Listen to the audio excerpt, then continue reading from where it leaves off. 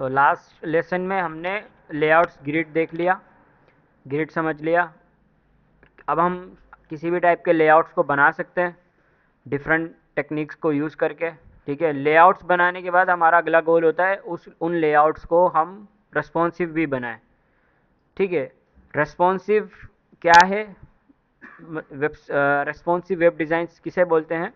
Responsive का मतलब कि आप जो वेबसाइट्स बना रहे हो वो हर डिवाइस के हिसाब से यूज़र फ्रेंडली हो। मीन्स के अपनी अगर आप वेबसाइट मोबाइल पे खोल रहे हो तो भी आपको अच्छा सा एक उसका लुक एंड फील मिले। ऐसा नहीं कि मीन्स कि आपका कोई बटन कहीं जा रहा है, कोई आपका सेक्शन कहीं जा रहा है। और वही वही वेबसाइट अगर आप लैपटॉप पे खोल रहे हो या बड़े डेस्कटॉप पे खोल रहे हो या लार्ज जो स्क्रीन्स होती हैं जैसे कि हमारा प्रोजेक्टर या इसके अलावा कोई बड़ी एलसीडी वगैरह है, तो हर स्क्रीन के हिसाब से आपकी वेबसाइट यूज़र फ्रेंडली होनी चाहिए। यूज़र फ्रेंडली का मतलब कि रेस्पॉन्सिव होनी चाहिए, हर हिसाब से वो यूज़र को इस्तेमाल करना उसको मीन्स के अच्छा फील आए कि हाँ मैं कुछ अच्छी चीज़ यूज़ कर रहा हूँ, ऐसा नहीं कि मतलब एलिमेंट्स वगैरह ब्रेक हो रहे हों। तो रेस्पॉन्सिव बनाने के लिए हमें कुछ चीज़ें करनी होती हैं, वही चीज़ें यहाँ लिखी हुई हैं जैसे कि किसी भी टाइप की डिवाइस जो है अडॉप्ट कर ले smoothly different size end devices such as mobile phone, tablets, laptops और लार्ज स्क्रीन जो हमने बात की। अब institute of creating separate websites for each device means के हर डिवाइस के हिसाब से तो हम सेपरेट सेपरेट वेबसाइट्स नहीं बनाएंगे। ठीक है, मतलब वेबसाइट तो हमारी एक ही होगी, उसी को हम हर डिवाइस के हिसाब से सेट करेंगे। तो यही सही तरीका है। मीन्स कि अगर हम हर डिवाइस के हिसाब से अगर अलग अलग वेबसाइट्स बनाने बैठ जाएँ तो फिर एक तो ये कि हमारी एक ही चीज़ बार बार बनेगी, फिर हर किसी को अलग अलग डिप्लॉय करना पड़ेगा। अब कोई मोबाइल में खोल रहा है तो उसको मोबाइल की लिंक याद करनी पड़ेगी। मतलब हम रेस्पॉन्सिव क्यों बनाते हैं अपनी वेबसाइट को, मैं उसका बता रहा हूँ आपको रीज़न। मीन्स कि अगर हम रेस्पॉन्सिव नहीं बनाएं बल्कि हम क्या करें कि मोबाइल के लिए अलग वेबसाइट बनाएं, डेस्कटॉप के लिए अलग बनाएं, लैपटॉप के लिए अलग बनाएं। तो अब एक यूज़र है जो आपकी वेबसाइट को यूज़ कर रहा है, अब उसको लिंक याद करना होगा कि मैं मोबाइल में हूँ तो मैं कौन सी वाली लिंक को खोलूँ, क्योंकि लिंक तो हमारा एक ही हो सकता है। तो फिर उसको दूसरी लिंक पे मोबाइल की वेबसाइट को डिप्लॉय करना होगा। एक लिंक के ऊपर, एक डिप्लॉयमेंट के ऊपर एक ही वेबसाइट डिप्लॉय होती है। तो इस चीज़ से बचने के लिए हम अपनी एक ही वेबसाइट को ही बनाते हैं, बट क्या करते हैं हर डिवाइस के हिसाब से यूज़र फ्रेंडली बनाते हैं कि यूज़र का जिसमें दिल करे वो आपकी वेबसाइट को यूज़ कर सके। तो इसके की गोल्स यही होते हैं कि एक्सपीरियंस अच्छी होगा, हर डिवाइस पे फ्लेक्सिबल लेआउट होगा, readable text without zooming means कि उसको जूम ना करना पड़े। मीन्स कि अगर कोई वेबसाइट आप मोबाइल पे खोलते हो तो फिर उसको अगर वो रिस्पॉन्सिव नहीं है, उसका टेक्स्ट छोटा हो जाता है या बहुत ज़्यादा बड़ा हो जाता है, फिर उसको आपको सेट करके देखना होता है। प्रॉपर स्पेसिंग, अलाइनमेंट वगैरह ये सब चीज़ें सेट करनी होती हैं और उसी के साथ साथ परफॉर्मेंस वगैरह भी उसकी देखनी होती है। तो रेस्पॉन्सिव बनाने के लिए भी अगेन जिस तरह से हर एक चीज़ के लिए टेक्निक है, तो रेस्पॉन्सिव बनाने के लिए भी CSS के पास एक टेक्निक है जिसको हम बोलते हैं मीडिया क्यूरीज। मीडिया क्यूरीज क्या है? CSS के features that lets you apply style conditionally based on means के वो आपको अलाउ करते हैं, मीडिया क्यूरीज के जो फीचर हैं वो आपको अलाउ करते हैं कि आप आपकी वेबसाइट को हर डिवाइस के हिसाब से कंडीशनली रेंडर करा सको। कंडीशनल का मतलब कि अगर छोटी स्क्रीन है तो उसके हिसाब से सेट हो। कंडीशन हो गई ना, मतलब अगर मैं मोबाइल में खोल रहा हूँ तो मेरी कंडीशन मोबाइल वाली अप्लाई होनी चाहिए, मैं अगर लैपटॉप पे खोल रहा हूँ तो मेरी कंडीशन लैपटॉप वाली अप्लाई होनी चाहिए। तो मुझे क्या देना होता है, बेसिकली कंडीशन बतानी होती है कि स्क्रीन साइज़ क्या है और उसके बाद उसके अंदर जो भी स्टाइलिंग लिखते हैं वो स्टाइलिंग बतानी होती है। उसी के साथ साथ screen width, height, device orientation, resolution वगैरह का ख्याल रखना होता है। मीडिया टाइप कौन सी है, स्क्रीन है या प्रिंट है, इसके अंदर दो चीज़ें होती हैं। मीन्स कि अगर आप सिर्फ मीडिया क्यूरी में स्क्रीन के लिए करोगे तो आपकी स्क्रीन पे ही वो रेस्पॉन्सिव होगी, और अगर आप प्रिंट नहीं कर रहे तो मीन्स के जैसे आपने देखा होगा प्रिंटर वगैरह पे आपकी वेबसाइट का प्रिंट निकलता है या कोई भी XYZ डॉक्यूमेंट आप निकलवा रहे हो तो वहाँ पे वो चीज़ें काम नहीं करती, तो वो CSS क्यूरीज के अंदर ही आते हैं।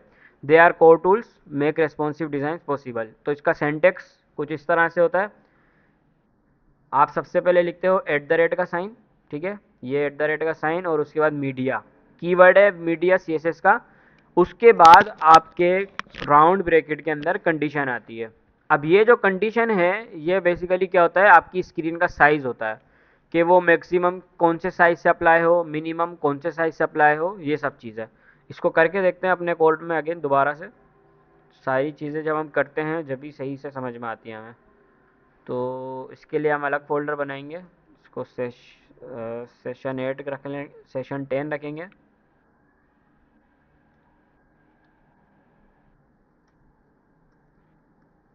10 10 के अंदर जाके और हम अपना फोल्डर सेलेक्ट करेंगे। जल्दी से index.html की फ़ाइल हो गई, उसी के साथ साथ style.css की फ़ाइल हो गई, और वेलकम स्क्रीन को बंद किया, इसको भी बंद किया, बॉयलर प्लेट, और उसी के साथ साथ ये हमारा यहाँ आ जाएगा लिंक। अच्छा, एक चीज़ और, ये जो हम रेस्पॉन्सिव बना रहे हैं ये हमने लास्ट टाइम पढ़ा देखा था, मैंने आपको बताया था जब हम मेटा टेक्स्ट के बारे में पढ़ रहे थे। मैंने बताया था कि ये रेस्पॉन्सिव किस वजह से एक्सेसिबल है, मीन्स कि किस वजह से हम इसको रेस्पॉन्सिव बना पा रहे हैं। उसका रीज़न होता है ये वाला मेटा। ठीक है, मेटा के अंदर आप नेम व्यू पोर्ट डिफाइन करते हो और फिर आप उसके अंदर ये content width equal device width करते हो। तो इसकी वजह से आप अपनी वेबसाइट्स को रेस्पॉन्सिव बना सकते हो, इस टैग की वजह से। दूसरी चीज़ ये है कि ये पुराने वर्जन्स में नहीं होता था, HTML5 के अंदर है, और 4 का मुझे पता नहीं, बट ये कि बाद वाले वर्जन्स में ये चीज़ आई है। पहले जो वेबसाइट्स होती थी वो सिर्फ ब्राउज़र्स के लिए ही बनती थी। पहले जो वेबसाइट होती थी सिर्फ लैपटॉप्स के लिए बनती थी, ब्राउज़र नहीं, लैपटॉप, सॉरी, लैपटॉप या बड़ी डिवाइसेस के लिए, छोटी डिवाइसेस के लिए नहीं बनती थी। ये बाद में इसके अंदर फीचर आए हैं, जिसकी वजह से अब हम छोटी डिवाइसेस के लिए भी अपनी वेबसाइट को एडजस्ट कर सकते हैं। तो ये हमने अपनी CSS की फ़ाइल को लिंक कर लिया, इधर डॉट स्लैश लगा लें, और डॉट स्लैश, ताकि वो गिटहब पे और हर जगह ऑन हो जाए। और उसी के साथ साथ हम अपनी जल्दी से, बल्कि सिंपल सा काम करते हैं, अब हमें HTML लगाने की ज़रूरत नहीं है। मैं क्या करता हूँ, बॉडी का टैग का यूज़ करता हूँ, और बॉडी को मैं दे देता हूँ बैकग्राउंड रेड। अब इसमें कोई नई चीज़ नहीं है, हमारा एक पेज खुलेगा जिसकी बॉडी का कलर रेड होगा, सिंपल, यहाँ तो पता है। अब इस कंडीशन को समझना है हमें। मैं अगर इस कंडीशन को CSS में अप्लाई कर देता हूँ, बस ये समझ लिया, मीन्स कि आपने रेस्पॉन्सिव मीडिया क्यूरीज को समझ लिया। तो आपने लिखा मीडिया, मीडिया के अंदर हमारी कंडीशन आती है। लेट्स से कि कंडीशन में आप या तो मैक्स विड्थ बता रहे होते हो उसको, मैक्स विड्थ, या तो आप क्या बता रहे होते हो, मिन विड्थ। तो कोई भी एक चीज़ बता रहे होते हो, फिलहाल हम मैक्स विड्थ देख लेते हैं पहले। जब मैं लिखूंगा मैक्स विड्थ 500 पिक्सल, मतलब मैंने मैक्स विड्थ लिखी 500 पिक्सल, और उसमें मैंने बॉडी को कॉल किया। देख रहे हो, ये जो पहले इसका सिंटेक्स कैसे है कि आपने पहले @ उसके बाद मीडिया, फिर आपने फंक्शन ये ब्रैकेट बनाया, ब्रैकेट के अंदर आप कंडीशन लगाओगे। कंडीशन आपकी सिर्फ क्या है कि मैक्स विड्थ हमारी 500 पिक्सल हो, तो मेरा ये जो ब्लॉक बन रहा है ये कॉल हो जाए। जैसे ही मेरी वेबसाइट की विड्थ 500 पिक्सल होगी तो मेरा ये ब्लॉक क्या हो जाएगा, एग्जीक्यूट हो जाएगा। तो इसके अंदर मैं जो भी चीज़ डिफाइन करूँगा ना, फिर वो वाली CSS अप्लाई हो जाएगी। जैसे कि मैं अगर अभी यहाँ पे बॉडी लिख रहा हूँ, अगेन अब ये इस ब्लॉक के अंदर लिख रहा हूँ मैं, इसका सिंटेक्स यहाँ से ये जो ब्रैकेट्स हैं ये इसके ब्रैकेट्स हैं, मीडिया के ब्रैकेट हैं। और ये जो मैं अब इसके अंदर सिंटेक्स लिखने जा रहा हूँ, मैंने लिखा बॉडी, वही वाली अपर ऊपर, और उसके अंदर मैं बैकग्राउंड को चेंज कर देता हूँ, मैं लिखता हूँ बैकग्राउंड ब्लू। तो हमारा अभी बैकग्राउंड कलर रेड है, बट मैं रेस्पॉन्सिव खोलता हूँ दोबारा से, और मैं इसको, देख रहे हो, मतलब मैंने यहाँ लिखा है मैक्स विड्थ 500 पिक्सल। तो 500 पिक्सल का मतलब है कि जब तक मेरी स्क्रीन साइज 500 तक है तो मेरा बैकग्राउंड बॉडी का क्या रहेगा, ब्लू ब्लू ब्लू रहेगा। मैक्स विड्थ कैसे काम करती है कि मैक्सिमम आपकी स्क्रीन का साइज कितना हो कि ये ब्लॉक चले। तो हमने इसको बोला कि मैक्सिमम मेरी वेबसाइट का जो डिज़ाइन का और जो साइज़ है वो 500 पिक्सल हो। तो जब तक मेरी वेबसाइट का, यहाँ देखते जाओ, अभी 202 पिक्सल है, ये मैं इसको बढ़ाता जा रहा हूँ, 300, 400, और ये 500 जैसे ही कॉल हुआ तो ये मेरा रेड हो जाएगा। अब ये 500 तक ब्लू है, लेकिन जैसे मैं एक नंबर 500 से ऊपर जाऊंगा रेड हो जाएगा। तो ये मीडिया क्यूरीज हमारी कैसे चलती हैं, मैक्स विड्थ अगर आप लिख दोगे तो मिनिमम, मतलब 0 से स्टार्ट होगा, 500 तक चलेगा। ये तो हो गया मैक्स विड्थ। अगर हम यही चीज़ यहाँ पे मैक्स की जगह पे मिन कर दें, अब क्या होगा,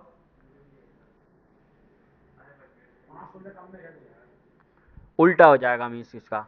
अब हमने इसको बोला कि हमारी वेबसाइट की जब तक कम से कम 500 विड्थ है तब तक आप इसको ना चलाओ, बल्कि आप उसके नहीं, कम से कम हमारी जो वेबसाइट की विड्थ है उसके बाद हो। इसका मतलब ऐसा होता है कि अगर आपने मिन विड्थ लिखी है, मिन विड्थ 500 है, तो 500 तक नहीं हो, बल्कि हमारी विड्थ छोटी से छोटी कम से कम 500 हो तो ये ब्लॉक चले। पहले क्या हो रहा था, कि कम से कम 500 के बाद अप्लाई हो रही थी और अब 500 से पहले पहले अप्लाई होगी। जैसे कि मैं अभी 500 के अंदर अंदर हूँ तो मेरा डिफ़ॉल्ट चलेगा, क्योंकि ये ब्लॉक कब हिट होगा, जैसे मैं 500 पे पहुँच जाऊँगा। तो मैं जैसे ही 500 पे पहुँच रहा हूँ तो मेरा ब्लू ब्लू हो रहा है, तो ये मेरा ब्लॉक चल रहा है। लेकिन मैक्स विड्थ में क्या होता था, जब हम 500 तक नहीं पहुंचते थे तब हमारा रेड रहता था, और जब हम 500 से अंदर होते थे तो चलता था। तो मैक्स विड्थ में अंदर होके चलता है, मैं और मिन विड्थ में बाहर होके चलता है। मैक्स विड्थ मतलब ये कि 500 के अंदर अंदर अगर मैं हूँ तो मेरा ये ब्लॉक चलेगा। मिन विड्थ अगर मैं इस ब्लॉक से बाहर हूँ 500 से तो फिर चलेगा। तो अभी मैं जब इसको मिन कर देता हूँ, मिन के केस में जब तक मैं 500 के अंदर अंदर रहूँगा मेरा ये अप्लाई नहीं होगा, जैसे ही मैं 500 को क्रॉस करूँगा अप्लाई हो जाएगा। ठीक है, थोड़ा सा डिफरेंस है, बस ज़्यादा बड़ा नहीं है। हाँ, सिर्फ यही होती है, इसी को मज़ीद हम इसमें कर सकते हैं, लेकिन इसके ऊपर इसको यूज़ करके हम किस तरह से अपने डिज़ाइंस को रिस्पॉन्सिव बनाएंगे वो देख लेते हैं। तो मिन विड्थ या तो आप ऐसे दो या फिर आप इसको मैक्स विड्थ दो, बात एक ही है, लेकिन आपके रिक्वायरमेंट के हिसाब से अप्लाई करता है। कि मीन्स के आप चाहते हो कि मेरी बॉडी का जो कलर है वो रेड ही रहे 500 के बाद, तो फिर आप उसको मैक्स विड्थ लगा सकते हो। और ये ज़रूरी नहीं है कि एक ही दफ़ा हो, अब आप इसको मल्टीपल विड्थ के लिए हैंडल कर सकते हो।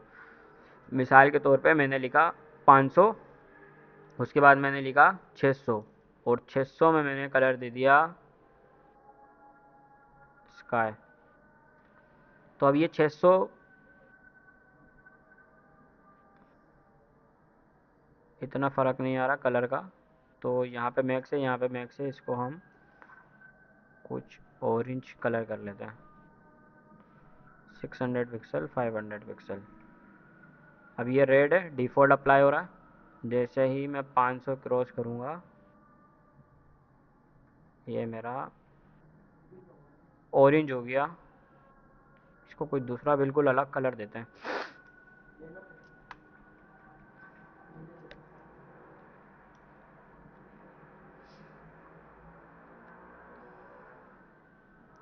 ठीक है, 500 के अंदर अंदर येलो चल रहा है।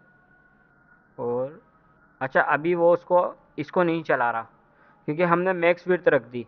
हमने उसको बोला कि जब तक 600 के अंदर अंदर है ना तो येलो कलर ही चले। और CSS में क्या होता है कि जो लाइन आपकी सबसे लास्ट में लिखी जाती है ना वही उसको अप्लाई करता है। तो इसके लिए हमें मिन विड्थ करना, अभी वो ये कर रहा है कि 600 से अंदर अंदर जितनी भी चीज़ें ना, मतलब जब तक हमारी वेबसाइट का साइज़ 600 के अंदर अंदर होगा तो वो येलो कर देगा। तो वो इस ब्लॉक को इग्नोर कर रहा है, क्योंकि ये कंडीशन ट्रू हो रही है तो वो इसको चला रहा है, क्योंकि हमारा ब्लॉक 600 के अंदर है। अब भले से हम 500 के भी अंदर हैं, बट अगर हम थोड़ा सा समझें तो 500 से अंदर हो या 600 से अंदर हो बात एक ही है। मतलब 500 के अंदर हो आप या 600 के अंदर हो तो हमेशा किसको ब्लॉक को चलाएगा, येलो वाले ब्लॉक को ही चलाएगा। ठीक है, तो मिन और मैक्स विड्थ को देख लेते हैं। मिन विड्थ में पहले एक काम करते हैं, इस एक एक चीज़ को एक टाइम पे समझ लेते हैं ताकि हम कंफ्यूज ना हो। तो इसको हम करते हैं मिन मिन विड्थ 50 पिक्सल। इसका मतलब क्या होगा कि हमेशा वो 50 विड्थ के अंदर नहीं चलेगा बल्कि 500 सॉरी 500 के अंदर नहीं चलेगा बल्कि 500 के बाद चलेगा। और यहाँ पे हम रखते हैं मिन विड्थ 600, तो ये जो ब्लॉक चलेगा हमारा वो चलेगा 600 के बाद। ठीक है, समझ में आ गई। मीन्स के जब तक हमारी डिफ़ॉल्ट तो हमारी ये लाइन चलेगी, फिर जैसे ही हमारी स्क्रीन 500 हो जाएगी, जैसे कि अभी हमारी 500 से अंदर है, अब जैसे ही हम 500 पे पहुंच जाएंगे तो हमारा ये ब्लॉक चल जाएगा। और जैसे ही हम 600 पे पहुंच जाएंगे तो हमारा ये वाला ब्लॉक चल जाएगा। तो ये होता है मिन विड्थ का। मिन विड्थ मतलब आपकी ज़ीरो से स्टार्ट हो रही होती है। मतलब अगर आपने यहाँ लिख दिया 500 तो वो हमेशा 500 के अंदर नहीं चलाएगा बल्कि जैसे ही आप 500 पे पहुँच जाओगे तो चलाएगा। ये तो सिंपल सा समझ में आता है कि मीन्स के ज़ीरो से हम चलते हुए आ रहे थे तो पहले उसने ये चला दी फिर उसके बाद हमने ये चला दी। इसी तरह से आप जितनी चाहो ना मीडिया क्यूरीज के अंदर कंडीशंस रख सकते हो। इस पर कोई वो नहीं होता, मीन्स कि आप 7 पे कोई दूसरा कलर दे दोगे और उसके बाद 800 पे कोई दूसरा कलर दे दो, तो आप कोई भी कलर दे सकते हो। तो अब हमारा ये कुछ इस तरह का हो जाएगा। सही है, मेन वेट के हिसाब से हमारा जब तक ब्लॉक बिन वेट पे पहुँचते हैं हम, उसके बाद हमारा कॉल एग्जीक्यूट होता है। अच्छा, जैसे ही एग्जीक्यूट होता है तो हमारी पिछली सी एस एस हट जाती है। मिसाल के तौर पे मैं इसका इंस्पेक्ट मैंने खोला हुआ है, तो अभी अगर हम बॉडी पे जाएं तो हमारी बॉडी पे हमें यहाँ पे बैकग्राउंड कलर ये दिख रहा है, और मैं इसको कुछ ऐसे सेट कर लेता हूँ। तो अभी हमारा बॉडी का कलर क्या दिख रहा है, हमारा ब्लू यहाँ पे, क्योंकि अभी हम उस कंडीशन के अंदर नहीं पहुँचे हैं, तो वो हमें, अब हम पहुँच गए हैं तो हमें वो ये वाला कलर दिखा रहा है। तो मीन्स कि जैसे जैसे मैं छोटा करता जाऊँगा, देख रहे हो मेरा येलो चल गया, मेरा ब्लू कट हो गया। तो यहाँ पे आपको सारी क्यूरीज नज़र आ रही होती है कि एट अ टाइम आपकी कौन सी वाली क्यूरी एक्टिव है और कौन सी वाली क्यूरी एक्टिव नहीं है। क्योंकि हमने कंडीशन लगाई है कि 600 के बाद ये चलेगा, तो वो 600 के बाद वाली एक्टिव हो गई, और बाकी जो क्यूरीज थी जैसे कि ये 500 वाली वो कट हो गई। उसी के साथ साथ जो डिफ़ॉल्ट बॉडी थी वो भी कट हो गई। तो जैसे ही हम नीचे पहुँचेंगे तो अब हमारी बिल वाली चल जाएगी, तो अब हमारी बिल वाली एक्टिव हो गई 500 वाली, और हमारी बाकी वाली कट हो जाएंगी। अब बाकी वाली इसलिए नज़र नहीं आ रही क्योंकि हम वहाँ तक पहुँचे नहीं हैं। तो अभी हमारी रेड वाली आ गई, और ऊपर वो जो हमारी बिल वाली थी वो हट गई यहाँ से। तो ये मिन विड्थ इस तरह से काम करती है। मैक्स विड्थ इसकी अपोजिट होती है। मैक्स विड्थ के अंदर हम, अगर हम इसको मैक्स विड्थ कर देंगे, अब क्या होगा कोई बता सकता है? 500 तक बिलू होगी। तो 500 तक बिलू है हमारी, उसके बाद हमारा रेड हो जाता है। और अगर अब मैं इसको भी मैक्स कर देता हूँ, अब कौन सा होगा? और ये ब्लू कब होगा? ब्लू नहीं होगा, सही है। क्यों ब्लू नहीं होगा? क्योंकि वो ब्लू उसको, और वो उसके ऊपर ओवरफ्लो हो जाएगा। मीन्स के वो ब्लू वाले को इग्नोर करके, क्योंकि अब वो, अगर हम थोड़ा सा समझ रहे हैं तो कंडीशन दोनों में वही हो रही है। हमने इसको बोला 500 पिक्सल मतलब 0 से बड़ा है, तो हाँ ये भी बड़ा है। और अगर हमने इसको बोला 600 पिक्सल, तो 600 भी बड़ा है, कौन सी से? जो कि हमारी डिफ़ॉल्ट सी एस एस है। तो वो बोलेगा इसको चलाऊं या इसको चलाऊं। फिर यहाँ पे सी एस एस का रूल अप्लाई होगा कि जो बाद में आया है उसको अप्लाई किया जाएगा। तो यहाँ पे बाद में कौन सा आ रहा है? ये वाला आ रहा है, तो ये चलाया जाएगा। अगर मैं कुछ ऐसे कर दूं, अब कौन सा चलेगा? अब येलो होगा, ब्लू?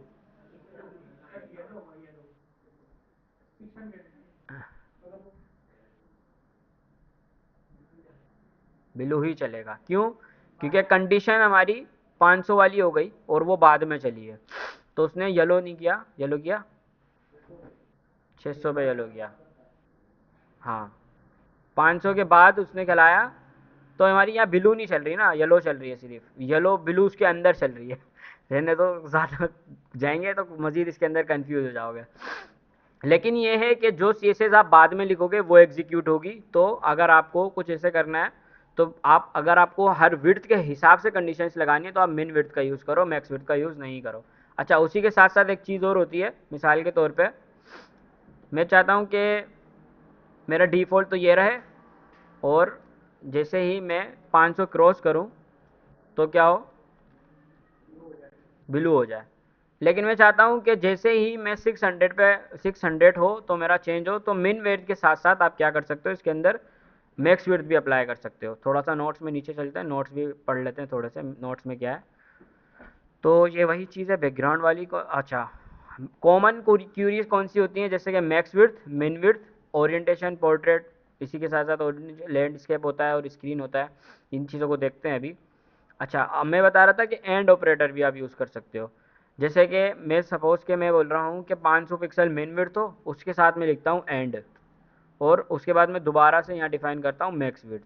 तो आप एक साथ ही मिन विड्थ और मैक्स विड्थ दोनों को लिख सकते हो। अब आप यहाँ लिख दो मिस 800, 700 पिक्सल। तो अब आपका ये ब्लॉक कब चलेगा? जब मिनिमम, मिनिमम का मतलब 500 से क्रॉस करेगा और 70 तक चलेगा। मतलब 500 से, जैसे ही 500 पे आया मैं ब्लू, और जैसे ही मैं 700 तक आया दोबारा से रेड हो गया।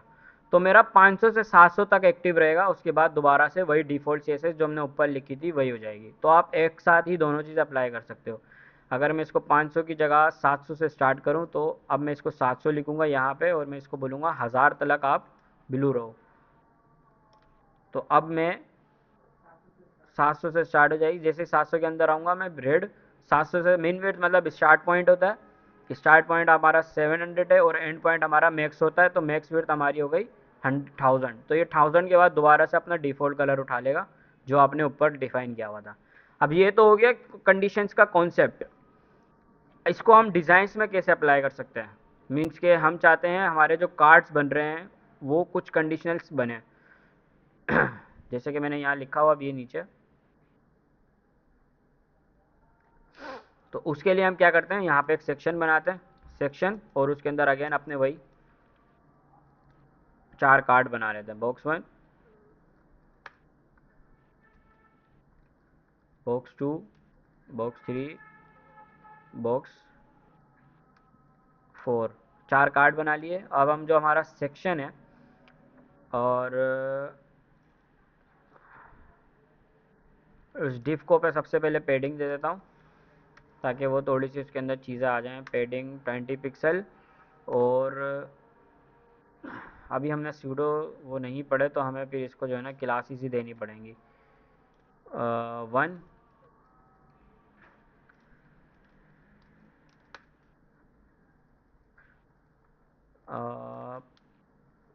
2, और ये हमारा हो गया 3, ये हमारा हो गया 4। तो यहाँ पे मैं बॉक्स 1, बल्कि बैकग्राउंड कलर हम सबको ही दे देते हैं क्योंकि हम वो गैप देंगे तो वैसे भी नज़र आ ही जाएगा हमें वो। बैकग्राउंड कलर हमने रख दिया इसका कुछ पिंक, ठीक है। अच्छा, तो हमारे ये पिंक 4 बॉक्सेस बन गए। अब इन बॉक्सेस को हमें क्या करना है, इनके पेरेंट को कॉल करके ग्रिड कर देंगे। सबसे पहले तो हम इसको लिखेंगे ग्रिड, सॉरी ग्रिड नहीं, सेक्शन। सेक्शन के अंदर हम अपना डिस्प्ले कर देंगे ग्रिड। साथ के साथ जो अभी हमने पढ़ा ना टेम्पलेट एरिया, उसको समझ लेते हैं उसके साथ कैसे होगा।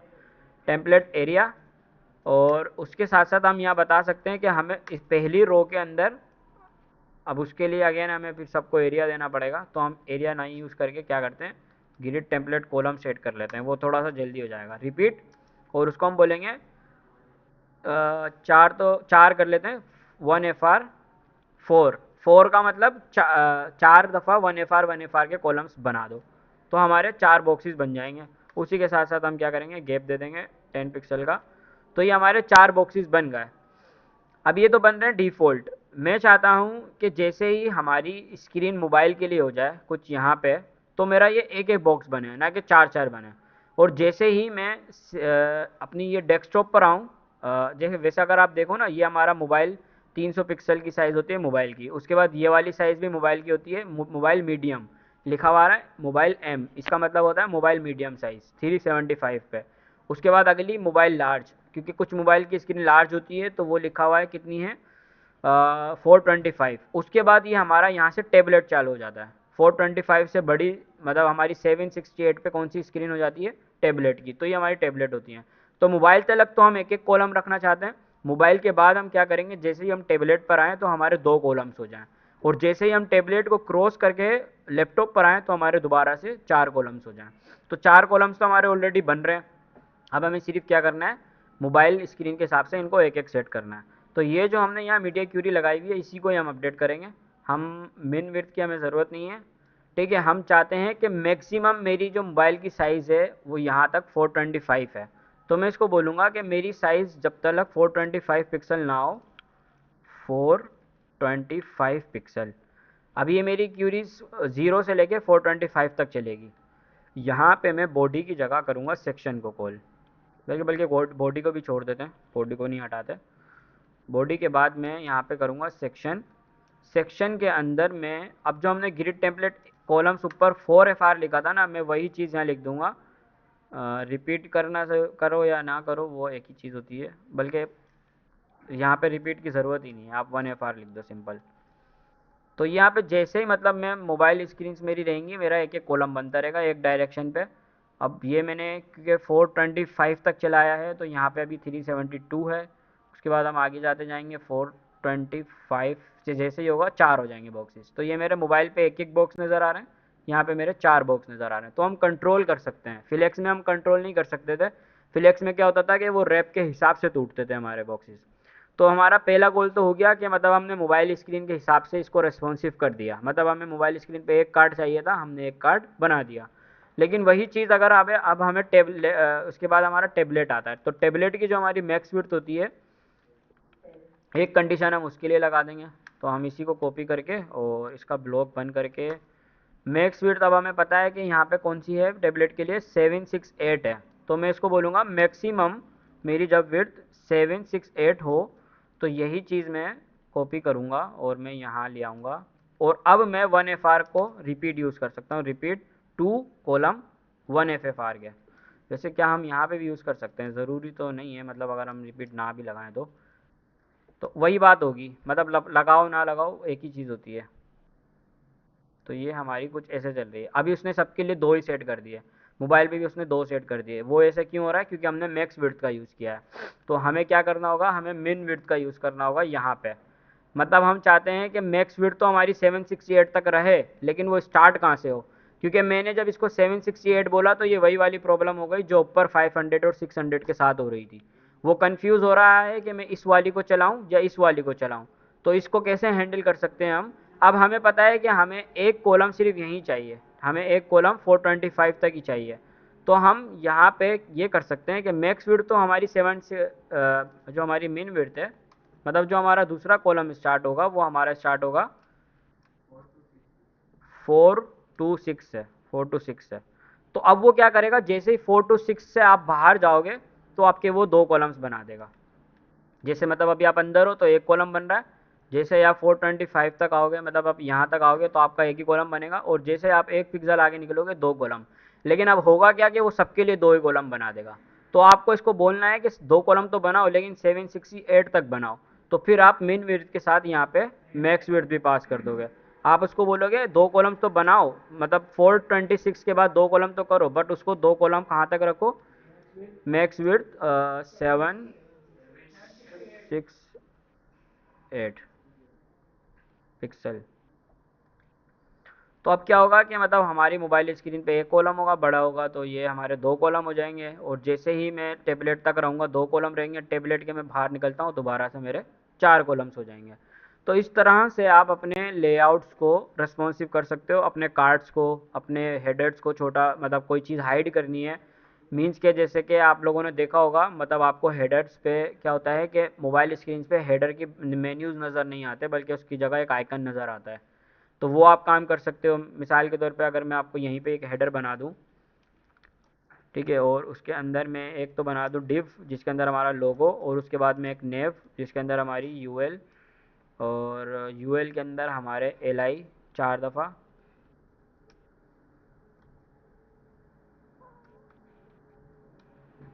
item 1, item 2, item 3। अभी आप लोग जो है ना, बस मैं जल्दी जल्दी लिख रहा हूँ, सही कर लेना। तो आइटम कर देते हैं इसको, भी आइटम।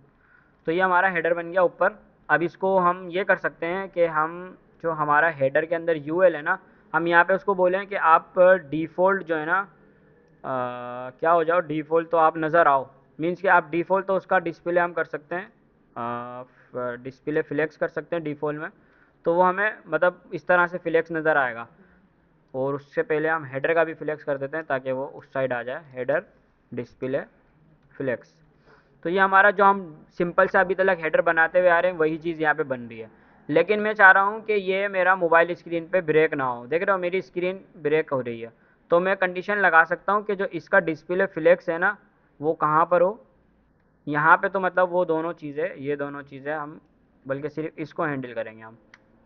हम बोलेंगे कि ये जो हमारा मिन विड्थ है मतलब मोबाइल के लिए है, ये क्यूरी हमारी किसके लिए है, मोबाइल के लिए,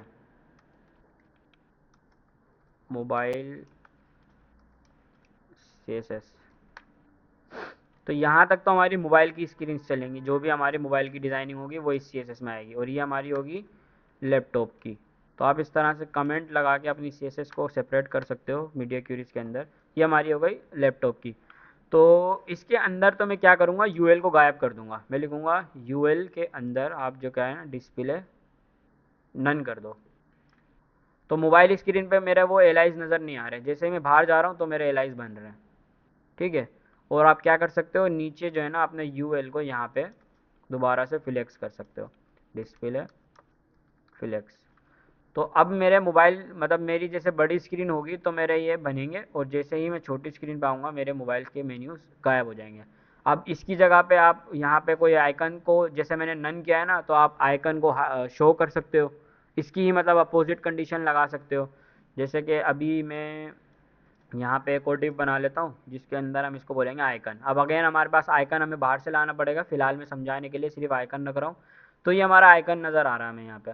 इसको हम आईडी देंगे, आईडी, और इसको हम बोलेंगे मेन्यू आइकन, क्योंकि ये हमारा मेन्यू आइकन होने वाला है। अब मैं चाहता हूँ कि जो मेन्यू आइकन है ना मोबाइल स्क्रीन पे तो नज़र आए, लेकिन मेरी यहाँ पे ना काम और करते हैं हम, जस्टिफाई कंटेंट बिटवीन करके, नोट बेसलाइन बिटवीन, और अलाइन आइटम सेंटर कर देता है, ताकि हमारी जो रिस्पॉन्सिव वाली चीज़ें हैं वो एटलीस्ट ऐसे चलती रहे हमारी। अब देख रहे हो लोगो, और ये हमारे यहाँ पे ये लिंक्स बन रहे हैं, ये मैक्सिमम यहीं तक चलेगा, इसके अंदर लगाने की ज़रूरत नहीं है, यहीं लगा दो ताकि वो कितनी भी बड़ी स्क्रीन हो आपके आइटम हमेशा फ्लेक्स रहेंगे। अब मेरा ये फ्लेक्स है यहाँ तक, लेकिन साथ के साथ देख रहे हो आइकन का बॉक्स भी नज़र आ रहा है। तो ये मुझे आइकन का बॉक्स बड़ी स्क्रीन पे तो नहीं चाहिए, क्योंकि मैं कुछ आपको इस तरह का बना के दिखाना चाह रहा हूँ। मतलब बड़ी स्क्रीन पे तो ये मेरे को ये लिंक्स नज़र आते हैं, लेकिन अगर मैं यही चीज़ छोटी स्क्रीन पे देखता हूँ कुछ इससे, तो मुझे लिंक्स की जगह पे ये आइकन नज़र आता है, और इसके क्लिक करने पे ये मेन्यूज़ खुलते हैं। तो मैं कुछ ये बना के आपको दिखाने की कोशिश कर रहा हूँ। मोबाइल स्क्रीन पे ये आइकन दिखेगा, लेकिन मेन्यूज़ नहीं दिखेंगे। जैसे ही मेरी स्क्रीन बड़ी होगी तो मेन्यूज़ दिखेंगे, आइकन नहीं दिखेगा, अपोजिट हो जाएगा। तो वही चीज़ हम यहाँ करेंगे। हमने लोगो लगाया हुआ, लेकिन अभी हमें दोनों चीज़ें नज़र आ रही हैं बड़ी स्क्रीन पे। तो बड़ी स्क्रीन के ऊपर हमें इसको हाइड करना है आइकन को। तो उसके लिए सिंपल सा तरीका है। अब हमें पता है कि हमारी जो ये वाली क्यूरी चल रही है वो 768 तक चल रही है, और आइकन भी हमें 768 तक ही दिखाना है। तो मैं यहाँ पे कुछ ऐसे बोल सकता हूँ कि जो हमारा मेन्यू आइकन है वो नन हो जाए। सिंपल है बिल्कुल। मेन्यू आइकन, आप आईडी लगाओगे, मेन्यू आइकन। अब इस स्क्रीन के बाद आप लिख दोगे, जैसे ही मेरी 768 ट्रिगर हो मेरा मेन्यू आइकन नन हो जाएगा। आ, सही लिखा है ना मेन्यू आइकन, अपोजिट कर दिया।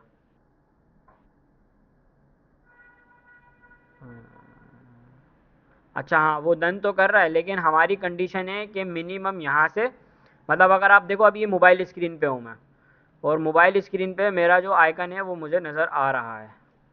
मार्जिन बॉटम भी दे देते हैं सेपरेट करने के लिए 30 पिक्सल की। तो ये हमारा हेडर बन गया पूरा। अब ये मोबाइल स्क्रीन पे सही है, मतलब ये मेरा लोगो होगा, इस पर क्लिक करने पे मेरे मेन्यूज़ खुल जाएंगे, ये मेरा आइकन है। लेकिन ये जैसे ही इससे बाहर क्रॉस करूँगा तो मेरे मेन्यूज़ बन जाएंगे, मेरा आइकन गायब हो जाएगा। आइकन मेरा गायब हो गया, मेन्यूज़ मेरे खुल गए। लेकिन हमारी जिस कंडीशन में हमने इसको ट्रू किया है ना, वो हमारी कंडीशन 768 तक ही चलती है। 768 के बाद वो कंडीशन ख़त्म हो जाती है और डिफ़ॉल्ट CSS चल जाती है। तो डिफ़ॉल्ट CSS में मेन्यू दोबारा से नज़र आने लग जाएगा।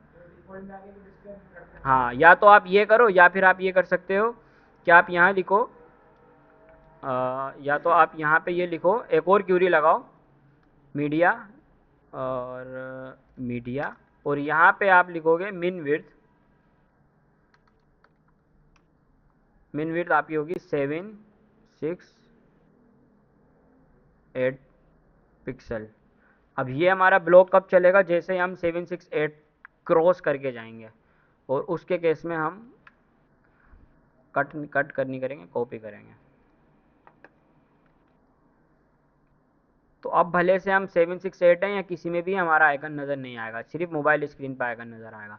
तो मैंने इसको बोला कि जैसे ही आप मिन विड्थ 768 से बाहर निकलो ना, तो मेरा ये वाला ब्लॉक चला दो। तो वो ये वाला ब्लॉक चला देता है, और इस ब्लॉक के अंदर हमारे आइकन को क्या कर देता है, नन कर देता है। तो बहुत सिंपल सा है मीडिया क्यूरीज, कोई इतनी कॉम्प्लेक्स नहीं है। मतलब अगर आप एक दो दफ़ा प्रैक्टिस करोगे तो आपको ये समझ में आने लग जाएंगी। ठीक है, और इसके साथ साथ क्या होता है नोट्स में, थोड़ा सा दोबारा चलते हैं। काफ़ी है। हाँ, वैसे बस इतना ही था इसमें, और कुछ भी नहीं है। अब खाली इसकी हमें क्या करनी है, प्रैक्टिस करनी है। उसके लिए हम कोई असाइनमेंट करेंगे। तो मैं इसमें दो तीन चीज़ें बता रहा हूँ, जैसे कि क्या होता है फ़र्क। मैक्स विड्थ हमें पता है already, applies up to a certain width. एक विड्थ तक आपको अगर कोई चीज़ अप्लाई करनी है तो आप मैक्स विड्थ करोगे। Applies from a certain width, और अगर आप किसी एक विड्थ से स्टार्ट करना चाह रहे हो अप्लाई करते हुए, तो आप मिन विड्थ का यूज़ करोगे। ओरिएंटेशन पोर्ट्रेट क्या होता है, सिर्फ वर्टिकल स्क्रीन्स पे अगर आपको चीज़ों को ट्रिगर करना है तो आप ओरिएंटेशन को पोर्ट्रेट कर दोगे एंड लगा के, और अगर आपको हॉरिजॉन्टली करना है तो ओरिएंटेशन को लैंडस्केप कर दोगे। कैसे होता है ये, मतलब यहीं पे ही होता है ये एंड ओरिएंटेशन। यहाँ पे आप लैंडस्केप या पोर्ट्रेट डिफाइन कर सकते हो। लैंडस्केप हमें पता है ऑलरेडी कैसे होता है, कुछ इस तरह का, और पोर्ट्रेट हमारा ऐसे वर्टिकल डायरेक्शन में होता है। तो के और उसके साथ साथ स्क्रीन, अगर आप सिर्फ स्क्रीन डिवाइसेस को टारगेट कर रहे हो, मीन्स कि अगर आपका काम प्रिंटर से या किसी आउटसोर्स हार्डवेयर से नहीं है, तो आप ओनली स्क्रीन भी कर सकते हो। कुछ ऐसे होता है कि मीडिया ओनली स्क्रीन अगर आप लिख दोगे तो ये सिर्फ स्क्रीन के लिए ही चलेगा, ना कि फिर हर एक चीज़ के लिए चलेगा। उसके बाद आपको एंड लगाना होगा। मीडिया ओनली स्क्रीन के लिए चलेगा, और एंड के बाद मेन विड्थ आपकी कितनी होगी, और उसके बाद लैंडस्केप आपका ओरिएंटेशन होगा। ठीक है, बाकी लास्ट में बस यही है। एग्जाम्पल्स वगैरह हैं वो आप देख लेना अपनी साइट से। मोबाइल फर्स्ट डेस्कटॉप, यहाँ से फिर जो है ना हम आगे कंटिन्यू क्या ही करेंगे, मतलब इसमें सब चीज़ें वही हैं। देखिए अभी अगर हम मोबाइल डिफ़ॉल्ट है तो हम डिफ़ॉल्ट पे 1FR रखा हुआ है हमने, और अगर हमारे पास दो कॉलम्स बनाने हैं तो हमने 768 के बाद 1FR को 2 दफ़ा कर दिया। इसकी जगह आप रिपीट फंक्शन यूज़ कर सकते हो। उसके बाद हमने 3 कॉलम्स रिपीट कर दिए, और desktop start with large screen, और ठीक है वही चीज़ें ये सारी। तो और ये सारी चीज़ें हमने पढ़ लिया, अभी प्रैक्टिकल करके देख लिया सबका। अब रही बात कि आप अपनी वेबसाइट के अंदर स्क्रीन साइज इसको कैसे डिफाइन करोगे, तो वो भी मैंने ऑलरेडी आपके लिए यहाँ लिख दिए हैं। मतलब आप मोबाइल फ़ोन्स को कहाँ तक टारगेट करोगे, आपकी स्क्रीन 0 से लेके 480 तक आप मोबाइल्स के लिए चीज़ें डिज़ाइन करोगे। जब भी आप अपना टेम्पलेट बनाओगे अगला, तो आप मोबाइल के लिए 480 पिक्सल की मीडिया क्यूरी कंडीशन लगाओगे जिसके अंदर 480 पिक्सल हो, वहाँ तक आप अपनी मोबाइल के लिए CSS को डिज़ाइन करोगे। फिर फ़ोन्स आ जाते हैं जिसके अंदर हमारे पास मतलब फ़ोन से लेकर टेबलेट तक वाली बात होती है। उसके बाद की जो चीज़ें वो आप 768 स्मॉल फ़ोन्स हैं, ये थोड़े से बड़े फ़ोन्स हैं, तो 768 यहाँ से हमारा टेबलेट चालू हो जाता है। टेबलेट हमारा 768 से लेके 1024 तक चलता है। तो 768 से लेके 1024 तक आप टेबलेट को टारगेट करो। फिर 1025 से लेके 1280 तक आप लैपटॉप्स को टारगेट करो। इसी तरह 1280 से लेके 1440 तक आप लार्ज स्क्रीन को टारगेट करो। 140 के बाद हम स्क्रीन को डिज़ाइन नहीं करते, क्योंकि कितनी भी बड़ी स्क्रीन हो, आपकी स्क्रीन मैंने आपको ऑलरेडी बता दी हमेशा 80% पे सेट रहती है। तो कल को अगर आप इस पे बड़ी स्क्रीन पे भी खोल रहे हो, आपकी स्क्रीन हमेशा लास्ट स्क्रीन आपकी क्या होगी, 1440 तक आप उसको डिज़ाइन करोगे। उसके बाद आप उसको फिक्स कर दोगे, तो आप आपका कॉलम कुछ भी हो, जैसे कि अगर मैं यहाँ पे 250 पिक्सल लिख देता हूँ, तो अब मेरी जो स्क्रीन है वो यहाँ से यहाँ तक है, ये 250 तक है, लेकिन मेरी वेबसाइट हमेशा कितने में रहेगी, 1400 पिक्सल के अंदर अंदर रहेगी। तो ये देख रहे हो मेरी वेबसाइट बिल्कुल सेंटर के अंदर है। तो इस तरह से आप अपनी वेबसाइट्स को 1440 तक करते हो। अगेन इसको पूरा प्रैक्टिकल कोई असाइनमेंट करेंगे इसके ऊपर, तो ये कि चीज़ें आपको मज़ीद समझ में आ जाएंगी। ठीक है, बाकी का वही है, बस सारा नोट्स पढ़ लेना आप अपनी साइड से। सेशन में इतना ही था इम्पोर्टेंट जो है। टाइपोग्राफी के लिए ऑलरेडी हम कर चुके हैं, इसको हम असाइनमेंट में देखेंगे टाइपोग्राफी पे कैसे अप्लाई करते हैं। यहाँ तक कोई सवाल है, क्लियर है? सर अगर हम इंस्पेक्ट करेंगे तो उसके बाद हम कुछ भी चेंज करना है, चेंज कर सकते हैं वेबसाइट में? हाँ अगर कोई सब्सक्रिप्शन है अगर उसको हाँ, बाय करना चाह रहे हो, खुल जाए। सिर्फ इतना, सिर्फ ये चीज़ें सिर्फ ब्राउज़र तक होती है। मतलब ऐसे तो मैं कोई किसी ने $500 की चीज़ रखी हुई है, मैं उसको ज़ीरो करके जल्दी से ले लूँ, भाई सर्वर साइड भी एक चीज़ होती है। मतलब एक्चुअल लॉजिक्स बैकएंड पे होते हैं, ये हमने इंट्रोडक्शन वाली क्लास में देखा था। एक्चुअल लॉजिक्स हमारे वहाँ होते हैं, तो यहाँ पे आप कुछ भी लिखो वो स्टैटिक है, लेकिन जो आप जब हिट करते हो तो वो सर्वर पे कॉल जाती है जिसको बोलते हैं एपीआई कॉल्स। फिर वो वहाँ से डेटा आपका रीड करते हैं कि आपने पैसे भेजे हैं या नहीं, फिर वो आपको वो उसकी सब्सक्रिप्शन देते हैं। पैसे भेज ही नहीं रहे हो तो वो कैसे देंगे। यहाँ ब्राउज़र के लिए खेल सकते हो आप, जैसे अगर आप मेरी वेबसाइट चुराना चाहते हो तो उसके लिए आप ये कर सकते हो, यहाँ पे मेरे नाम के ऊपर क्लिक करके, और यहाँ पे अब इसको हटा के इसको करोगे ना आप राइट क्लिक, और राइट क्लिक करके कहाँ गया, एडिट एज HTML आता है, आ गया मेरे ख्याल। इसको हम बोल देंगे, क्या नाम है, राफे नाम है ना तुम्हारा, राफे। तो ये वेबसाइट अब तुम्हारी हो गई। ऐसे कर सकते हो, लेकिन ये सिर्फ तुम्हारे सिस्टम तक तुम्हारी है। इसको आप किसी और को दोगे या इसको रिफ़्रेश करोगे ना तो वो दोबारा से मेरा नाम आ जाएगा। तो ये सिर्फ आप ब्राउज़र की हद तक इसके साथ खेल सकते हो, रिस्पॉन्सिव के साथ। इसको हम ये बेसिकली क्यों है, ये है डीबगिंग के लिए, मतलब कल को अगर आप कोई बड़ी एप्लीकेशंस पे काम कर रहे हो तो आपको डिज़ाइन को चेक करना है, उसके लिए आप ये सब चीज़ें डेव टूल्स बहुत काम आता है, सीएसएस की चीज़ों को हैंडल करने के लिए, उन सब चीज़ों को। ठीक है। सर गूगल पे जो ब्राउज़र की जो उसमें हम लोग स्क्रीन को सेटिंग कम मिनिमम मैक्सिमम करते हैं, वो भी है। हाँ वो तो टेस्टिंग के लिए है। अच्छा, सिर्फ मैक्सिमम मिनिमम नहीं कर सकते, इसके अलावा आप क्या कर सकते हो? उसमें नहीं सर, गूगल गूगल की जो आप उसमें ब्राउज़र में जो है, ये वाली। ब्राउज़र की सर थ्री डॉट्स में, हाँ। सर इसमें जो करते हैं मिनिमम ये ये जो इन आउट। ये तो सिस्टम के हिसाब से होता है, ये आपके ब्राउज़र की चीज़ है, ये वेबसाइट की चीज़ नहीं है। ये आप ब्राउज़र को हिट कर रहे हो, देख रहे हो ब्राउज़र की चीज़ें छोटी हो रही हैं। सर अब जो हम बनाते हैं ना वेबसाइट जो बना रहे हैं उसमें हम करते हैं तो बहुत खराब हो जाती है। हाँ, आप कभी भी बनाओ ना इसको 100 पे सेट करके बनाओ बस। और अगर आप बहुत ही छोटी एप्लीकेशन पे काम कर रहे हो, अगेन अगर आपने रिस्पॉन्सिव चीज़ों को हैंडल किया हुआ है तो कुछ भी कर लो, आपकी वेबसाइट ख़राब नहीं होगी। अगर आपने सही से क्यूरीज लगा के काम किया हुआ है तो ख़राब नहीं होगी। सर वो इसमें ये बड़ा है, हम इसमें कम ज़्यादा करते हैं तो वो जो कार्ड्स हैं ना सर वो अब वो अब नहीं होंगे, उसको हम रिस्पॉन्सिव तरीके से हैंडल करेंगे तो नहीं होंगे वो फिर। अच्छा, मैं बता रहा था कि सिर्फ आप इसके यहाँ से ही साइज़ सेट नहीं कर सकते, आप क्या इसके अलावा भी एक काम कर सकते हो। आप ये डायमेंशन पे क्लिक करोगे ना तो यहाँ पे डिफरेंट डिवाइसेस आती हैं। आप अपनी वेबसाइट को किसी भी डिवाइस पे चेक कर सकते हो कि किस डिवाइस पे आपकी वेबसाइट कैसे खुल रही है। जैसे कि आईफोन XR है 12 प्रो पे, अगर मैं अपना देखना चाहता हूँ, मैं इस पर क्लिक करूँगा तो ये 12 प्रो पे मेरा जो है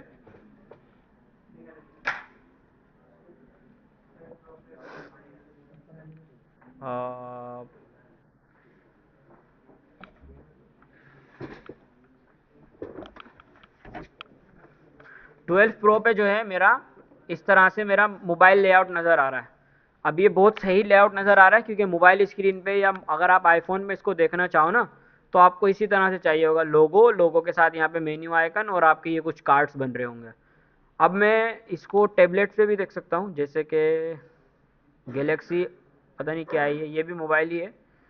14 प्रो मैक्स पे देख सकता हूँ तो कुछ ऐसे, क्योंकि 14 मैक्स थोड़ा सा बड़ा है तो उसके अंदर मुझे मेन्यूज़ दिख रहे हैं।